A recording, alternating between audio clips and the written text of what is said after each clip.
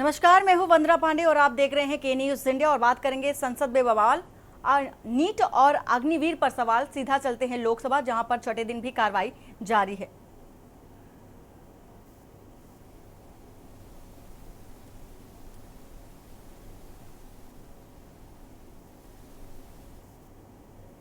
माननीय अध्यक्ष जी, एक और देश ने देखा है कि कैसे हमारे वैज्ञानिकों की मेहनत के कारण जो दुनिया का कोई देश नहीं कर पाया, वो चंद्रयान में की सफलता ने करके दिखाया है।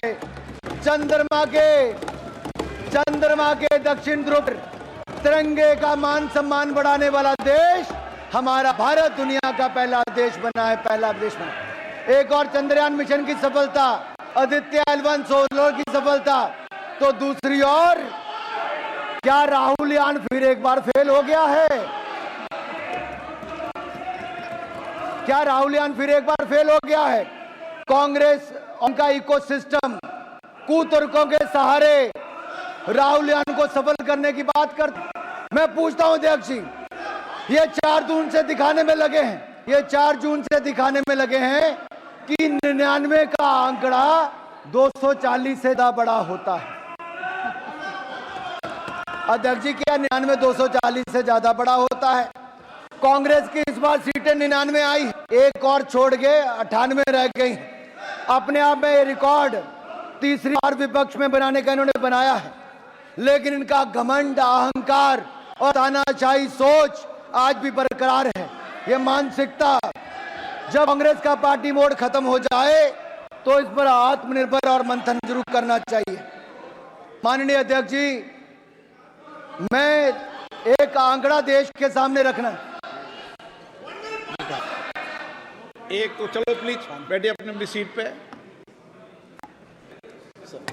Sir, point of order 352. Rules to be observed while speaking. While speaking, not refer to any matter of fact with a judicial decision is pending. Make preference, personal reference by way of making. Okay. Sir, please expurge. Please 352 के अनुसार बोलोगे, बोलो तय करो सदन में, सब तय कर 352 के साथ बोलोगे, मैं सदन 352 के तहत चला दूंगा। नाराज नहीं हो रहा, मैं नाराज नहीं होता हूं। मेरे को माननीय सदस्य रूल बताएं, तो रूल की किताब बता रहे हैं, तो मैं भी चाहता हूं रूल की किताब से। तो 352 के रूल के अनुसार से सदन चलेगा क्या? चलाना हो बताओ। Raised a point with judicial.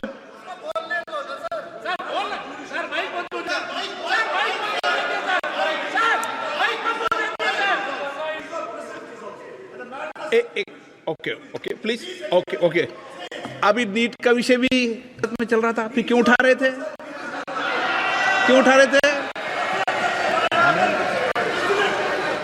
No, गलत।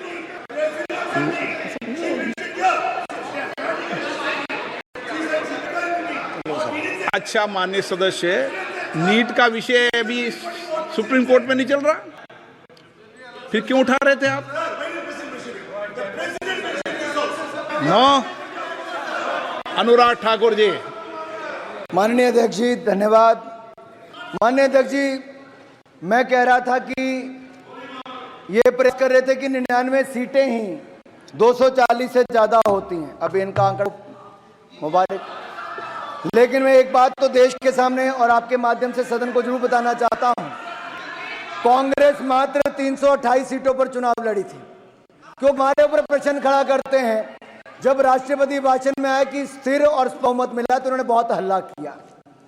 मैं पूछता हूं, 2004 में आपकी सरकार बनी, 2009 में आपकी सरकार बनी, तो 240 सीटें भी मिल पाई थी?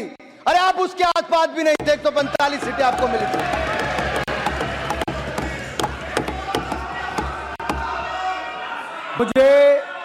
मुझे जितना मजबूर करोगे, कांग्रेस की उतनी परतें खुलती जाएंगी। कांग्रेस, अब माननीय अध्यक्ष जी, ये लड़े ही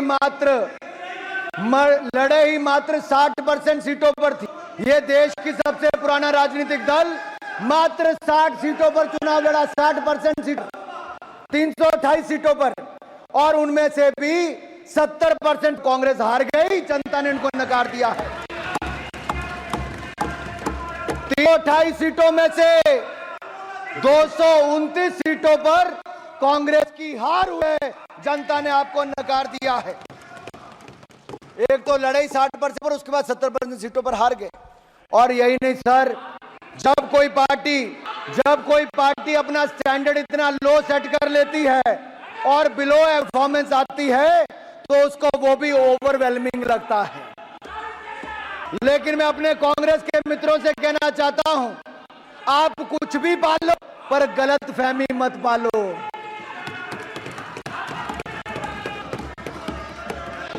अगर आपको ये चार्ट देखना तो इस चार्ट में अध्यक्ष जी मैं सबटल पर रख सकता हूं कांग्रेस की कितनी सीटें कब कब आई। ये चार्ट बहुत कुछ दिखाता है माननीय अध्यक्ष जी। ये चार्ट में ये है कि यूपीए की जब आपकी पहली सरकार थी तो कांग्रेस की मात्र 145 सीटें आई थी और उस समय भारतीय जनता पार्टी की 138 सीटें थी। 7 सीटों का फर्क था। और आप में और हमारे में सिर्फ 7 सीट का अंतर था। भाजपा और कांग्रेस में सरकार आपने बनाई, हमने तो कुछ नहीं कहा। आपने 5 साल सरकार चलाई। फिर 2000 आपका उस समय वोट शेयर मात्र 26.53%। 2009 में यूपीए की सरकार फिर आई, आपकी 206 सीटें आई, लेकिन आपके लिए वो स्थिर सरकार थी। आपके लिए वो कांग्रेस की सरकार थी, स्थिर सरकार थी।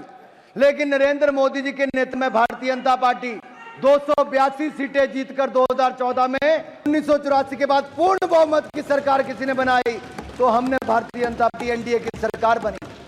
और 2019 में 303 सीटें केवल भारतीय जनता पार्टी ने जीती और हमारा वोट शेयर से ज्यादा बढ़ा।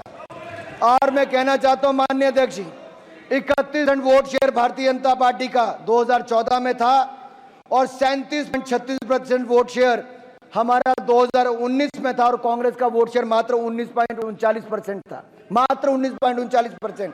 और इस बार भी हमारा वोट शेयर 36.56% है और 240 सीटें जीतकर और गठबंधन को पूर्ण बहुमत और स्पष्ट बहुमत मिला है।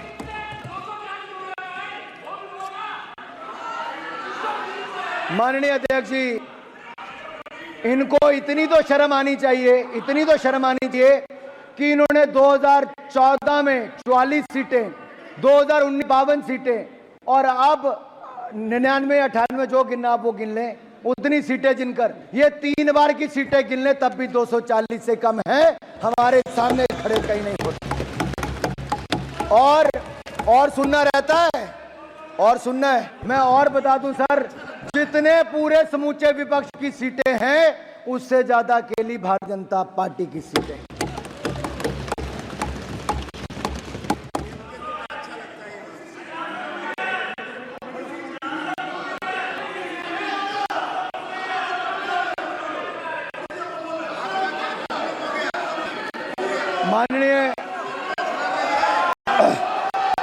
माननीय अध्यक्ष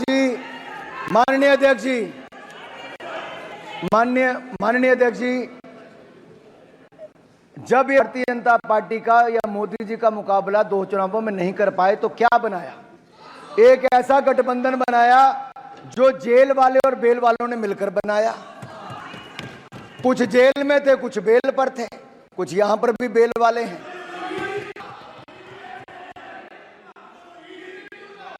माननीय अध्यक्ष जी, जहां कितने ही घोटाले हुए, 2G घोटाला, कॉमनवेल्थ खेल घोटाला, कोयला घोटाला, अंतरिक्ष घोटाला, देवा घोटाला, सबमरीन घोटाला। खड़गे जी सुनिए, खड़गे जी, इस माइक को बंद करने का किसी को अधिकार नहीं है। एक बार मेरी बात आप भी नहीं सुनेंगे तो फिर बाकी क्या सुनेंगे? मेरा ये कहना है, इस प्रकार की भ्रांति जो फैलाते हैं ना और पार्लियामेंट को कलंकित करते हैं, tainting, tarnishing, demeaning our institutions. यहाँ माइक बंद होता है क्या? कितना बोलने दे जा रहा है? Do we send a signal here कि माइक बंद हो रहा है? मैम, मिस्टर खड़गे, you know it is mechanically controlled.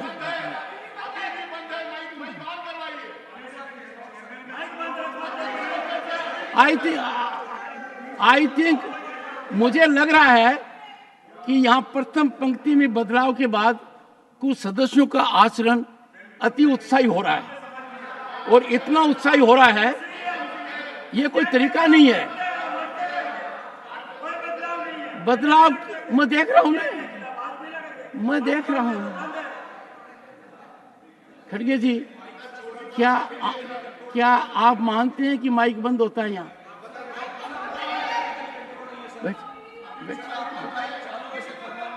चलिए प्लीज प्लीज, खड़गे जी अनुरोध है, आप शालीनता। थैंक यू, धन्यवाद। जब मैं बोलता हूं ना तो माइक किसी का चालू नहीं रहता, ये क्लियर है, ये कंसेप्ट है। मेरे से ज्यादा आप जानते हैं, आपका 54 साल का अनुभव है, आप प्रतिपक्ष के नेता प्रांत में रहे हैं, लोकसभा में रहे, यहां रहे हैं, आप जानते हैं इस बात को। आपसे औरों को सीखने की आवश्यकता है। अब मेरा आपसे अनुरोध है, Shakti Singh, what is problem of Shakti Singh? Can someone find out, और do we need medical advice for him? He has no respect for anyone. You are insulting your LOP so seriously. You are taking LOP to be not competent enough to take care of his position. Why insult the LOP? एक minute. He can do it on his own. Sir, 3 of you rise to save him. अगर He has to save all of you. ये जो Please keep that. अच्छा sir, एक अनुरोध, मैं सुनना, मेरे को उठ बैठक बना रहे हैं। आप ऐसा कीजिए, खड़गे जी, शालीनता की सीमा रखिए।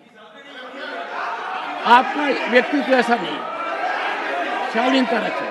कम ऑन मिस्टर खड़गे will take the floor now. Leader of the opposition,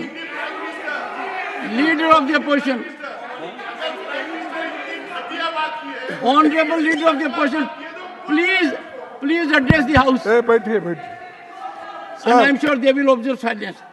sir, please मैं जो एड्रेस कोट किया है, ये सब लोग सुने हैं, सभी ने, सबको मालूम है। तो हम देखिए, मैं कोई असत्य बात यहाँ नहीं रख रहा। जो प्रधानमंत्री इस देश के नेता हैं, और उन्होंने जो अपने मुंह से क्या बोलते हैं, मोती, हाँ वो जो आए, वो मैं यहाँ पर उनकी अमृत वाणी यहाँ पर मैंने रखी। अगर आपको ये सच नहीं लगता तो थोड़ा मैं भेज दूंगा, फिर समाधान से आप पढ़िए, मेरे को भी फिर उसके बाद कहिए। पूरा पढ़ूंगा। सर, अक्षर सच बोलने वाले अक्सर बहुत ही कम बोलते हैं। सच बोलने वाले अक्सर बहुत ही कम बोलते हैं। झूठ बोलने वाले लेकिन निरंतर हरदम बोलते हैं। झूठ बोलने वाले, फिर आप देखो साहब, मेरा क्या है, आप रोक रहे हैं, मेरा फ्लो टूट रहा है, वो लोग होना बोल के डिस्टर्ब कर रहे हैं, आप भी मेरे को साथ नहीं दे रहे, मैं क्या करूं? सर, सच बोलने वाले अक्सर बहुत ही कम बोलते हैं।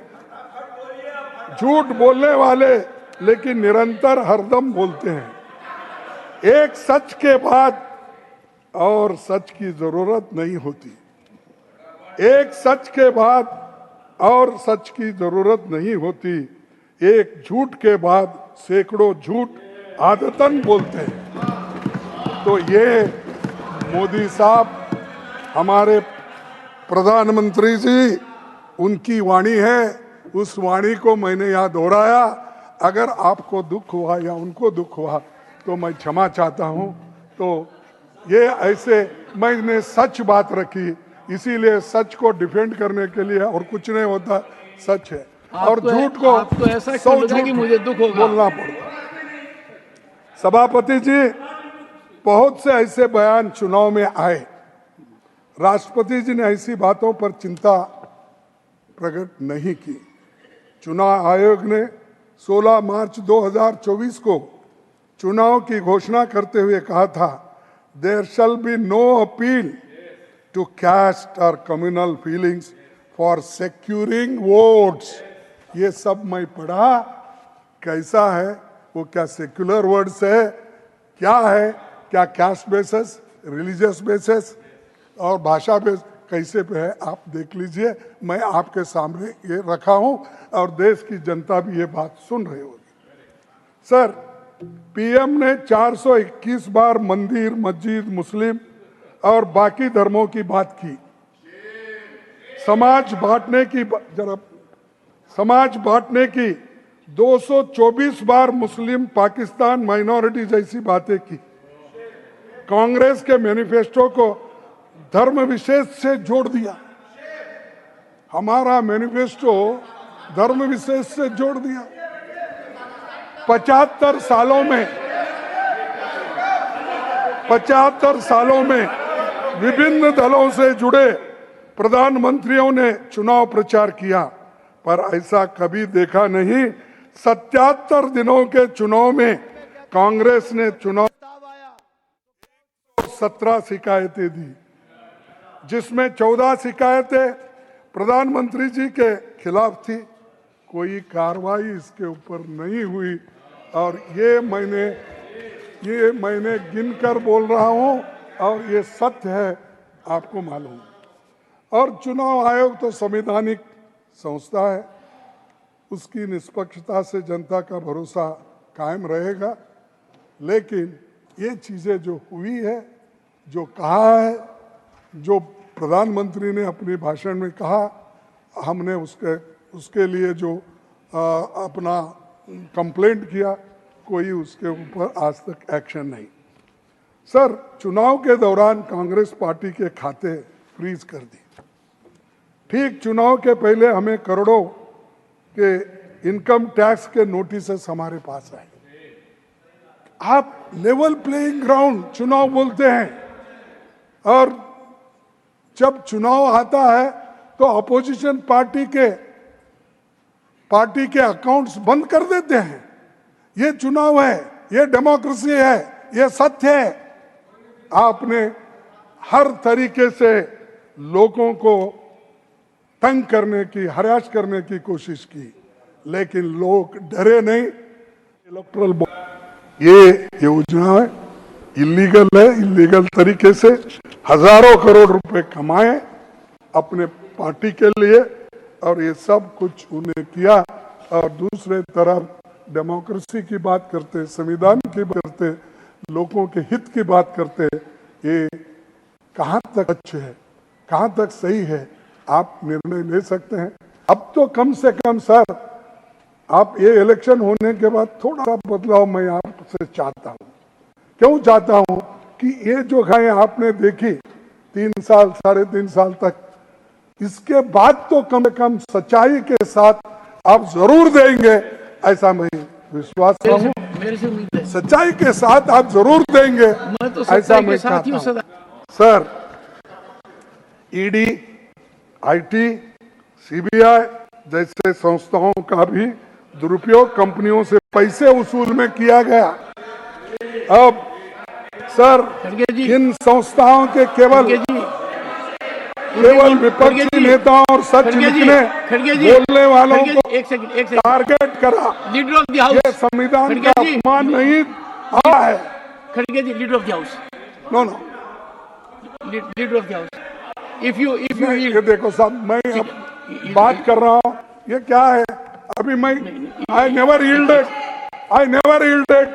खड़गे जी, देखिए, जनता द्वारा चुनी गई सरकारें गिराने खड़गे जी और विधायकों को खरीद तोड़ने का काम किया, ये संविधान का अपमान है। इंडिया गठबंधन, my suggestion is for your consideration. My suggestion for your consideration. My suggestion for your consideration. My suggestion for kind consideration. The House is hearing you. If leader of the House wants to make an intervention, practice is normally is allowed. I leave it to your discretion. For example, if there will be a debate from that side and you will rise, if you will say, I have been giving you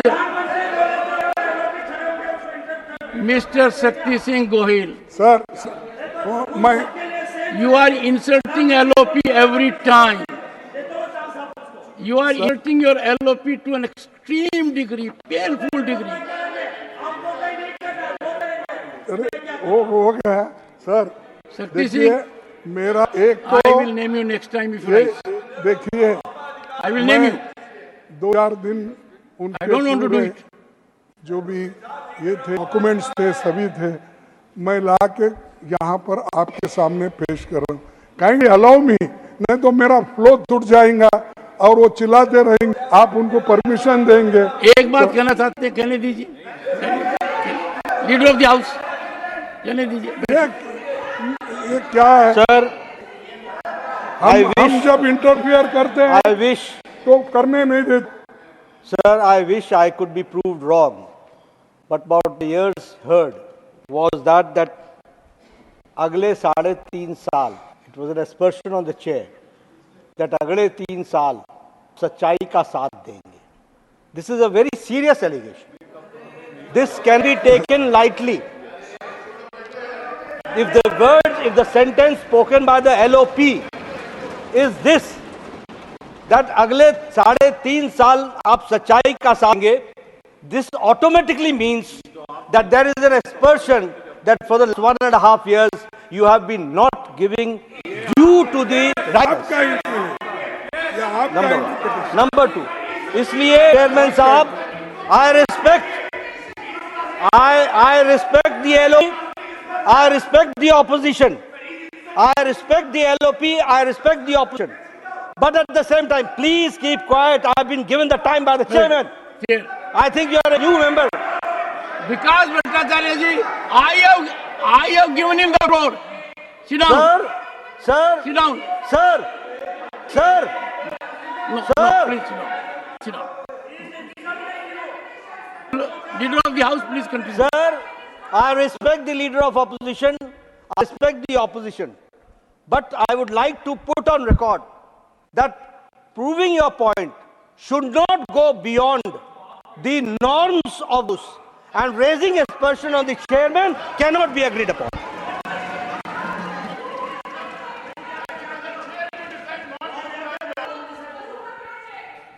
ठीक है sir, मैं Sir, किसी का अपमान करने के लिए इस सदन में नहीं आया। अगर खड़गे जी, ये उचकाने की बात करते एक हैं सेकंड, खड़गे जी, तो मैं उसको खड़गे जी, मानूंगा। खड़गे जी, अगर कोई ऐसी बात आई है, एक second, with a heavy heart,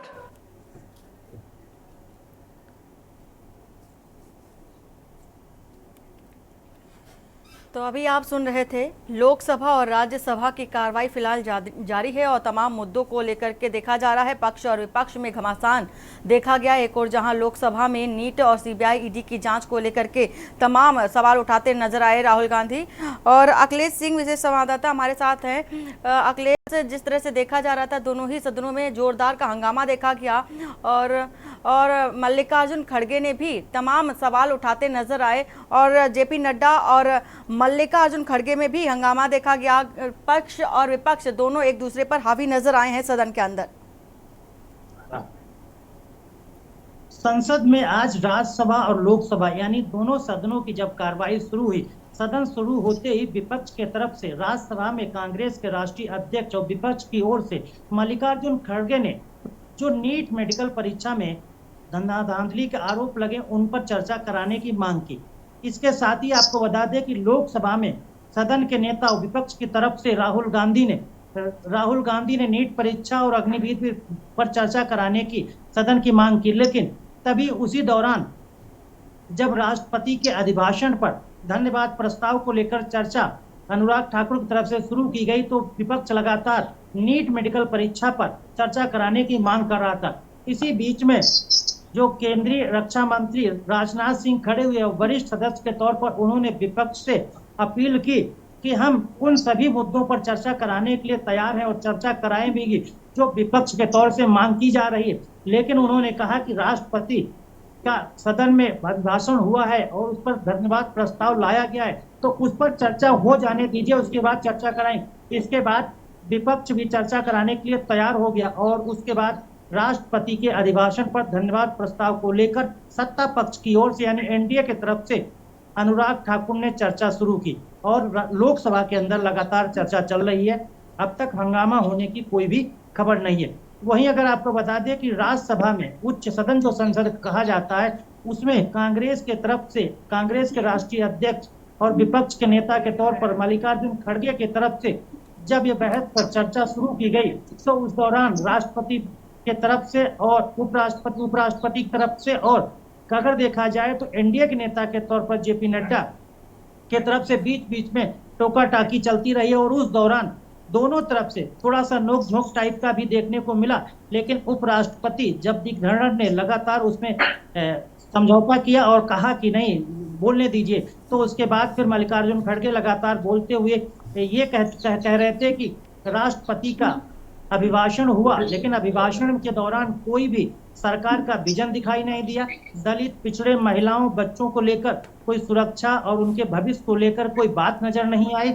लेकिन जो भी राष्ट्रपति की तरफ अभिभाषण में बोला गया वो पूरा का पूरा सरकार का चिट्ठा था देश के लिए और देश के हित में, देश के नागरिकों के लिए और ये देश के लिए कोई नया विजन उसमें नहीं था। बिल्कुल अखिलेश, और देखा भी गया कि जिस तरह से राष्ट्रपति के अभिभाषण के बाद विपक्ष ने भी पूरी तरह से कमर कसकर अपने सवाल उठाने शुरू कर दिए थे और विपक्ष लगातार यही कहता नजर आया कि जो मूलभूत मुद्दे हैं उससे दूर भागा जा रहा है। जो मूलभूत मुद्दे हैं नीट परीक्षा को लेकर के, घोटाले को लेकर के सवाल उठाते नजर आए, जिस पर यह भी कहा गया कि राष्ट्रपति ने नीट पर सवाल नहीं किया लेकिन पेपर लीक मसले को लेकर के सवाल उठाया है कि जाँच की जाएगी।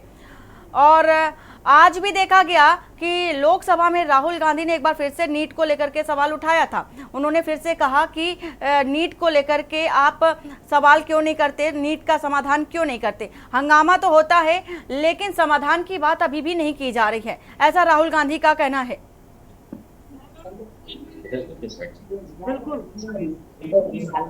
अखिलेश जी बिल्कुल, जब आज सदन की कार्रवाई शुरू हुई संसद में, राज्यसभा और लोकसभा, तो दोनों तरफ में, दोनों सदनों में विपक्ष के तौर पर नीट मेडिकल परीक्षा पर चर्चा कराने की मांग की गई और उसमें ये दोनों सदनों में कहा गया कि जब छात्र सड़क पर हैं और कोचिंग संस्थान भी मांग कर रहे हैं, सामाजिक संगठन बात कर रहे हैं और जिन छात्रों ने नीट मेडिकल परीक्षा दी है वो कथित पेपर लीक का और तमाम तरह की धांधली का आरोप लगा रहे हैं और सड़क पर लगातार हंगामा और धरना प्रदर्शन हो रहे हैं, तो छात्रों के हित में, उनके भविष्य के लिए और उनकी जो फ्यूचर है उसको ध्यान में रखने के लिए सदन में चर्चा होनी चाहिए। तो राहुल गांधी के तरफ से विपक्ष के नेता के तौर पर यह सदन में, लोकसभा में मांग की गई कि इस पर चर्चा कराई जाए। लेकिन चूंकि राजनाथ सिंह सत्ता पक्ष की ओर से खड़े हुए और राजनाथ सिंह ने कहा कि नीट की मेडिकल परीक्षा पर सरकार चर्चा कराने को तैयार है, लेकिन राष्ट्रपति के अभिभाषण के बाद जो धन्यवाद प्रस्ताव पर चर्चा होनी है उसको शुरू करा लिया जाए। तो लोकसभा में तो चर्चा इस पर शुरू हो गई है, लेकिन राज्यसभा में भी चर्चा को लेकर राष्ट्रपति के अभिभाषण धन्यवाद प्रस्ताव पर चर्चा शुरू हुई।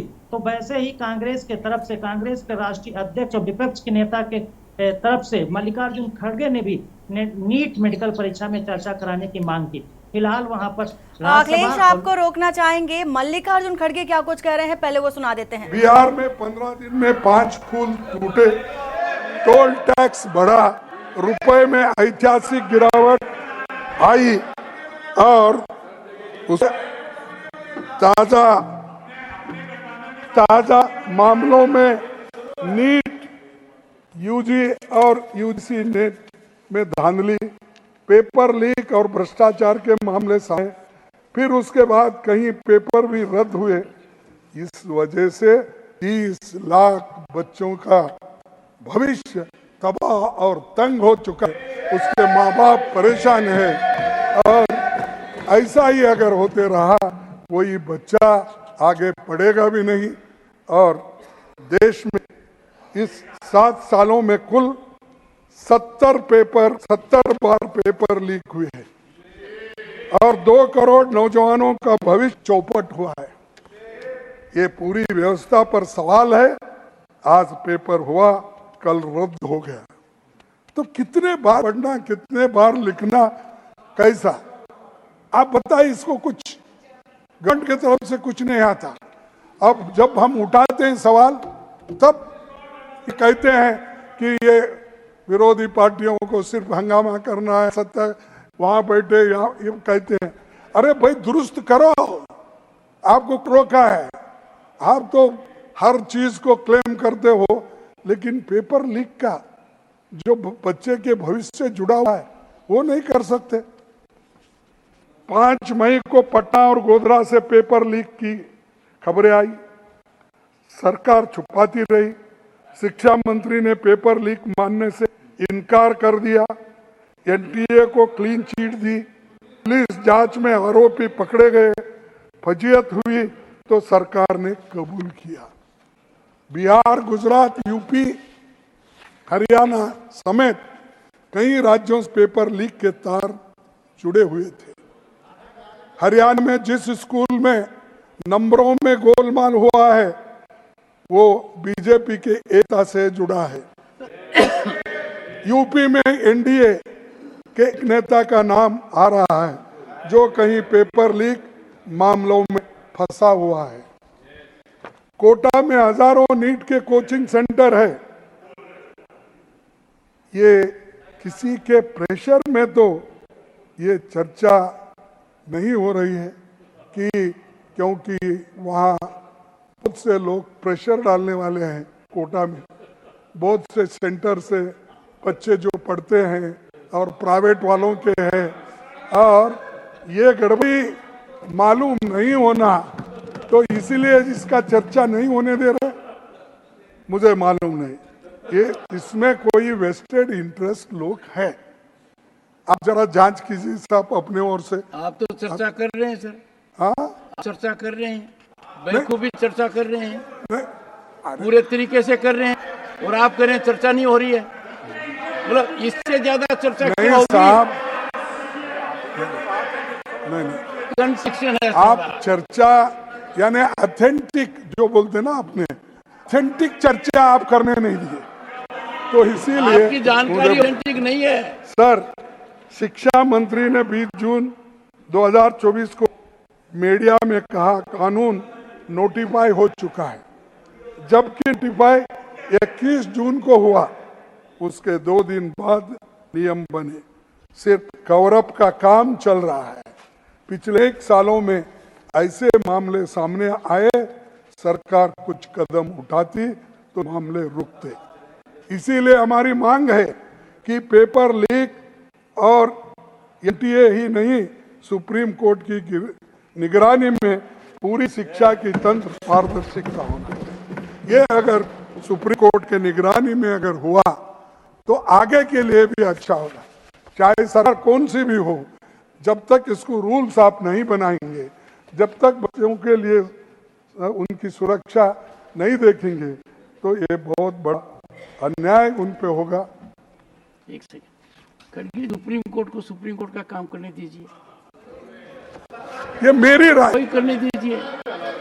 ये देखिए हमारी तो गुजारिश रहेगी कि जो सिस्टम थे वो अपना अपना काम ही करें, एक दूसरे का काम नहीं करें। सर, मेरी बात से सहमत है ना? हर संस्था को अपना काम करना चाहिए। देखो भाई, संस्था अपने दायरे से बाहर अगर- जाती है, प्रजातंत्र खतरे में पड़ता है। सर यह सुझाव सर, क्रांतिकारी है, इस पर ज्यादा विवेचन होना चाहिए। हाँ ठीक है सर, लेकिन ये मेरी राय है, ये मेरा कहना पर है। आप बहुत अगर सीनियर हैं। आपका कहना अलग है, आप स्वतंत्र हो, मैं भी स्वतंत्र हूँ, इसीलिए तो देश में आजादी मिली, डेमोक्रेसी है, कॉन्स्टिट्यूशन है, मेरी बात- हर एक को बात करने की आजादी है। आपको भी है, मुझे भी है। मेरी बात का थोड़ा गौर कीजिए आज होने से पहले। ओके सर, हमारे गणतंत्र के संस्थापकों के शिक्षा को समृद्धि की राह का सबसे शक्तिशाली उपकरण माना था। आजादी मिली तो 2 साल में खड़गपुर में पहला आईआईटी बना। यूपीएस तो सुन रहे थे आप मल्लिकार्जुन खड़गे को, जिन्होंने नीट परीक्षा को लेकर के तमाम सवाल उठाए। साथ ही जगदीप धनखड़ ने भी बहुत ही शालीनता के साथ उन्हें समझाया भी और जवाब भी दिया। वरिष्ठ पत्रकार हमारे साथ विजय दुबे जुड़े हुए हैं। विजय जी, जिस तरह से देखा गया कि राज्यसभा में मल्लिकार्जुन खड़गे ने भी नीट परीक्षा को लेकर के और पेपर लीक को लेकर के तमाम मुद्दे उठाए हैं, इसके साथ ही साथ उन परीक्षाओं को लेकर के भी सवाल उठाए जिन्हें अभी हाल में ही रद्द कर दिया गया। तो उनका कहना था कि तमाम छात्रों के साथ, उनके भविष्य के साथ खिलवाड़ किया जा रहा है, तो इस पर चर्चा क्यों नहीं होती, इसका जिम्मेदार आखिर कौन है? देखिए, जो अभी सेशन चल रहा है, जो हमारा सत्र चल रहा है, उस सत्र में शुरू से ही जब ये सत्र शुरू हुआ तब से विपक्ष एक नीट के मामले को लगातार उठा रहा है। और वो ये देश को, जैसा कि राहुल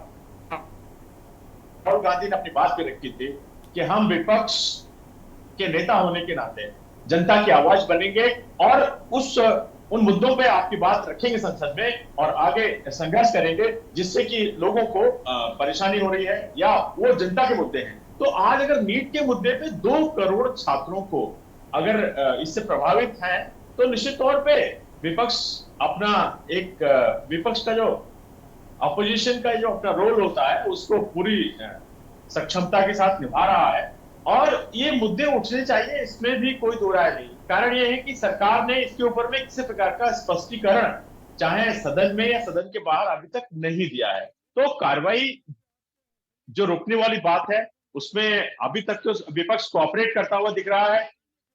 एक केवल वॉकआउट होने की बात में भी जो है आज के दिन ये भी कहा गया कि भाई राष्ट्रपति का अभिभाषण है और आप राष्ट्रपति के अभिभाषण पर चर्चा के दौरान जो है हम विपक्ष के और मुद्दों को नहीं लेंगे। तो भी विपक्ष जो है अभी कोऑपरेटिव मोड में लग रहा है, अभी पूरी तरह से सरकार के जो जिस प्रकार की मूवमेंट है उसमें साथ दे रहा है। लेकिन जो ये पेपर लीक का जो मामला है ये बहुत गंभीर मामला है।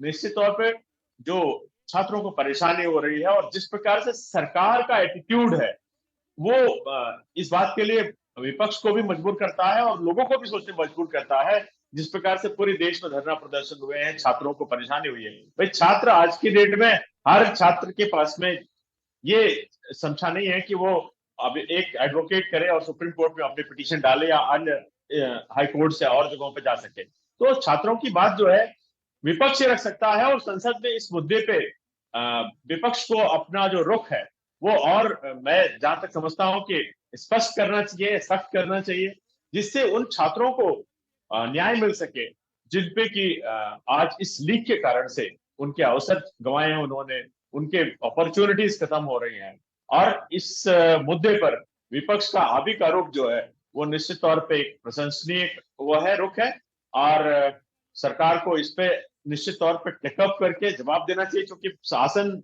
जो सभापति चाहे राज्यसभा के हैं या लोकसभा के अध्यक्ष ने अभी तक इस मुद्दे को टेकअप करने से मना किया है। लगातार वो एक विपक्ष की बात जो उठाई जा रही है उससे रिफ्यूज कर रहे हैं। तो ये मुद्दा बहुत इंपॉर्टेंट होगा आने वाले समय में भी, क्योंकि हो सकता है कि इसी मुद्दे पर चलकर आगे विपक्ष और सत्ता पक्ष के बीच में गतिरोध भी कायम हो जाए, क्योंकि ये मुद्दा विपक्ष लगातार दबाव बनाए हुए है सरकार पे और सरकार इस पे जो है अपना रुख पूरी तरह से स्पष्ट नहीं कर रही है। और आलम भी कुछ इसी तरह का दिखाई दे रहा है, जिस तरह से हंगामा दोनों ही सदनों में देखा जा रहा है। राहुल गांधी का ये भी कहना था कि 6ठा दिन है लेकिन अभी भी नीट पर कोई भी बात नहीं हुई है। वहीं अगर राज्यसभा की अगर बात कर ले तो राज्यसभा में जगदीप धनखड़ ये कहते नजर आए कि ये जो मसला सुप्रीम कोर्ट में चल रहा है तो सुप्रीम कोर्ट को ही वो फैसला सुनाने दीजिए। जब संस्था, हर एक व्यक्ति अपनी संस्था में रहे, संस्था का दायरा बहुत मजबूत होता है और संस्था का जो काम है वो उसे करने दें, उससे बाहर ना जाएं। हालांकि उनका ये भी एक कहना था कि ऐसे में अगर कोई संस्था से बाहर जाता है, एक दूसरे के काम करता है, तो ऐसे में प्रजातंत्र भी संकट में आ जाती है और खतरे में पड़ जाती है। नहीं, देखिए जो बयान सभापति की ओर से आया है और जो विपक्ष की बात है, देखो डेमोक्रेटिक सिस्टम जो है उसमें हर विधायिका का अपना कार्य है, न्यायपालिका अपना काम करेगी और जो विधायिका है उसमें मुद्दे इस प्रकार से विपक्ष को उठाने का जो अधिकार है वो विपक्ष अपना रोल तो अदा करेगा ही। कारण ये है कि आज विपक्ष उतना मजबूत है कि वो अपनी बात को सरकार के सामने मनवा सकता है और अपनी बात को उस मजबूती के साथ रख सकता है। तो वो काम जो है आज इंडिया गठबंधन मुझे लगता है कि कर रहा है। और इंडिया जिस प्रकार से राज्यसभा की खड़गे साहब की बात आप कर रही हैं, तो जो खड़गे साहब का बयान है वो अभी लोकसभा में चल रहा है।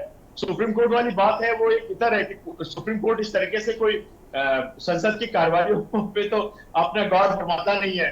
अगर सुप्रीम कोर्ट के सामने ये मुद्दे लेके जाए कोई भी पक्ष, तब जाकर के वो इसके ऊपर में कोई कार्रवाई अपनी ओर से करेगा। स्व मोटो नोटिस जो है लोकसभा का कोई सुप्रीम कोर्ट नहीं लेता है। तो ये जो कार्रवाई जो विपक्ष को करनी चाहिए और जो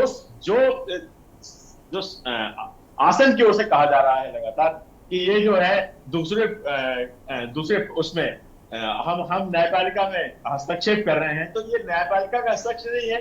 लोकसभा राज्यसभा कॉम्पिटेंट है अपने मुद्दों पर चर्चा करने के लिए, उस पर डिसीजन देने के लिए और सरकार को इस बात के लिए कि वो सरकार सामने आए और अपना पक्ष रखे।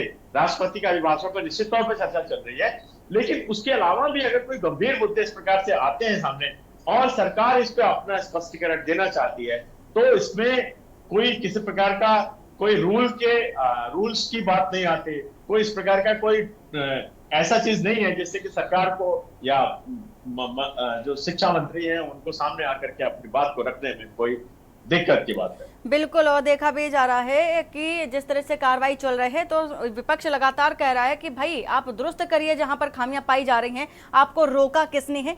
पूरी जानकारी देने के लिए, हमारे साथ जुड़ने के लिए आपका बहुत बहुत शुक्रिया। और सदन की कार्रवाई जारी है। राज्यसभा में आप देख रहे हैं कि जेपी नड्डा बोल रहे हैं। आप 100 बार कहिए, मैं 100 बार यही कहूंगा कि आरएसएस देश को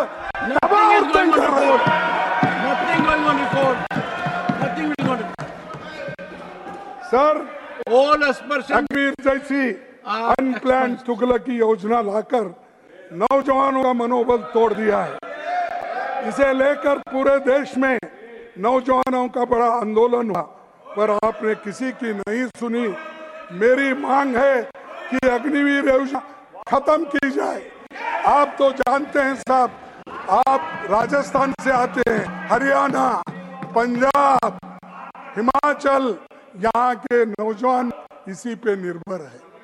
आप तो किसान के घर से आते हैं, जिसको एक तरफ किसान को दूसरी नौकरी नहीं मिलती, एक तो खेती करना या नहीं है तो वो फौज में भर्ती होना। क्या आप अपने बच्चों को ऐसा कह देंगे? मैं आपसे पूछता हूं साहब, उनसे नहीं पूछता, क्योंकि उनसे पूछे तो वो लोग एकदम भड़क जाएंगे, क्योंकि कभी कभी लड़े नहीं देश के लिए, कभी मरे नहीं देश के लिए, और वो हमको आज किसान का बेटा देशभक्ति का। आज किसान का बेटा साइंटिस्ट है, अधिकारी है, उद्योगपति है, हमारे पार्लियामेंट भी है, हमारे संसद भी है, देश की वजह अर्थव्यवस्था में योगदान कर रहा है। किसान छोटे मत देखिए, हमारे वजह से किसान के सच्चाई से बनी है, किसान के सच्चाई कैसे बनेंगे तब आप कुछ बनेगा। मैं किसान का बेटा हूँ, एग्रीकल्चर यूनिवर्सिटीज हमने बनाया, ग्रीन रेवोल्यूशन हमने लाया, मुझसे पूछा, व्हाइट रेवोल्यूशन हमने लाया। हर एक बच्चा हमने जो संस्थाएं निकाले थे वहां पढ़े हैं या आरएसएस जी। तो हमको खड़गे जी जानकारी लीजिए, जो रिजल्ट आते हैं, हाँ, जो रिजल्ट आते हैं, जो योग्यता में आगे रहते हैं, हाँ, उनके अंदर किसान परिवार की कितनी बड़ी भागीदारी आपको अंदाजा नहीं है। सरकार अंतर में किसान की भागीदारी, अरे किसान कितनी करिश्मा देश के लिए कर रहा है। 27% की भागीदारी हमने दी, चाहे 27% की भागीदारी हमने दी, एससी एसटी को रिजर्वेशन हमने दिया, आदिवासियों को रिजर्वेशन हमने दिया। आपने क्या, आप सिर्फ तोड़ने की बात करते हैं। सर मोदी जी ने 2014 में हरियाणा में 1 रैंक 1 पेंशन का वायदा किया, लेकिन आप तो 9 रैंक 9 पेंशन पर उतरे। सैनिक स्कूल सरकारी क्षेत्र में बने थे। सर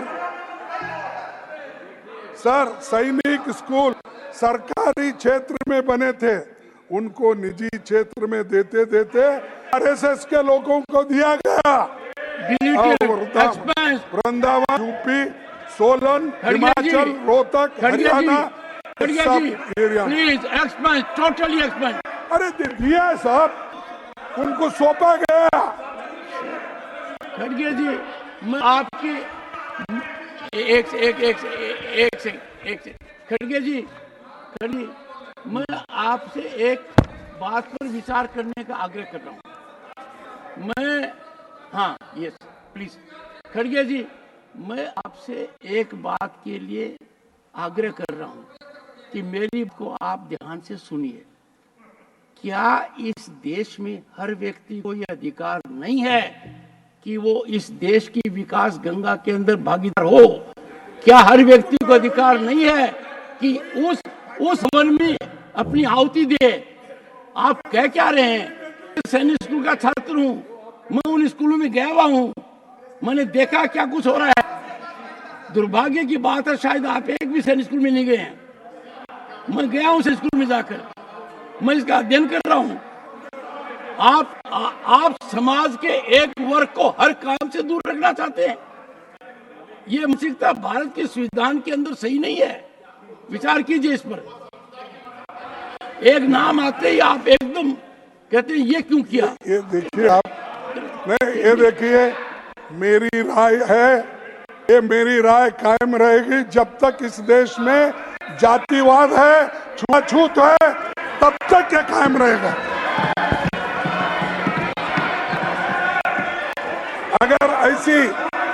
अगर ऐसी सब निजी क्षेत्र को सौंपते रहे तो गरीब, वंचित, दलित, आदिवासी, पिछड़े वर्गों से आने वाले बच्चे कहां पढ़ेंगे? फौज को फौज रहने दीजिए, फौज को फौज रहने दीजिए। राजनीति करने के लिए बहुत से विषय पड़े हैं इस देश में। प्लीज तो मैं आपसे टेक योर सीट। हर 15 मिनट में दलितों के खिलाफ एक बड़ा घटता है और हर दिन 6 दलित महिलाओं का बलात्कार होता है। ये महज नंबर, आपको इस तरह के ये स्टैटिस्टिक, ये महज नंबर नहीं है, ये असली लोग हैं जो सालों से भेदभाव झेलते आ रहे हैं। आज भी हालत सुधरे नहीं है। देश का ध्यान सिर्फ कुछ मामलों की तरफ खींचना चाहता हूं। जुलाई 2020 मध्य प्रदेश में बीजेपी नेता ने आदिवासी के मुंह में साफ कर दिया।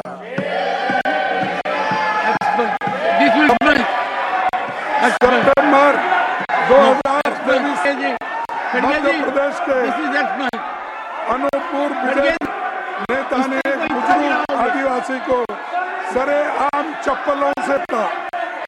2023 गुजरात के मोरबी युवक को तनख्वाह मांगने के लिए लोगों ने पीटा और मुंह से सैंडल उठाने के लिए भी मजबूर किया। 2023 मध्य प्रदेश के दमोह दुकान में पानी पीने पर दलित युवक से मारपीट। 24 में गुजरात के गांधीनगर में शादी के दौरान दलित युवक को पीटा गया और घोड़ी से उतारा गया। यूपी के बरेली में दलित युवक को 2 होमगार्ड ने पीटा। प्लीज मध्य प्रदेश के सागर में यौवन उत्पीड़न के आरोप के चलते पहले भाई और चाचा की पीट कर हत्या की, भाई और चाचा की, फिर दलित महिला की भी मौत हुई। 24 में यूपी के फिरोजाबाद के जेल में दलित युवक की मौत हो गई। 24 में मध्य प्रदेश के छतरपुर में दलित युवक को बेल्ट से पीटा गया।